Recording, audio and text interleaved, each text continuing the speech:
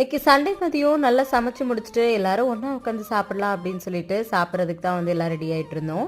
எல்லாருக்கும் சாப்பாடெல்லாம் போட்டு நானுமே வந்து சாப்பிட்டு முடிச்சாச்சு. முடிச்சதுக்கு அப்புறமா பார்த்தீங்கன்னா ஸ்ரதனுக்காக தனியாக ஒரு பிளேட்டில் எப்போவுமே இப்போல்லாம் சாதம் வச்சு கொடுத்துட்றேன். அவனுமே எங்களோட சேர்ந்து சாப்பிட்டு இருந்தான்.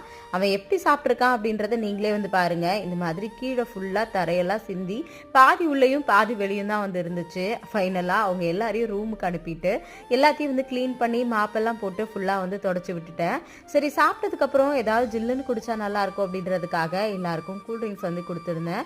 அதையுமே வந்து குடிச்சிட்டு ஃபைனலாக வந்து பார்த்தீங்கன்னா எல்லாரையும் தூங்க வைக்கலாம்னு உள்ள கூட்டிகிட்டு போனால் கரண்ட் ஆஃப் ஆயிடுச்சு. கொஞ்ச நேரத்துலேயே வந்து பார்த்தீங்கன்னா கரண்ட்டும் வந்துருச்சு. ஒரு வழியாக இவங்க எல்லாரையும் ரொம்பவே கஷ்டப்பட்டு தூங்க வச்சுட்டு நான் வந்து பார்த்தீங்கன்னா வெளியில் வந்துட்டேன் என்னோட யூடியூப் வேலையை வந்து பார்க்குறதுக்கு.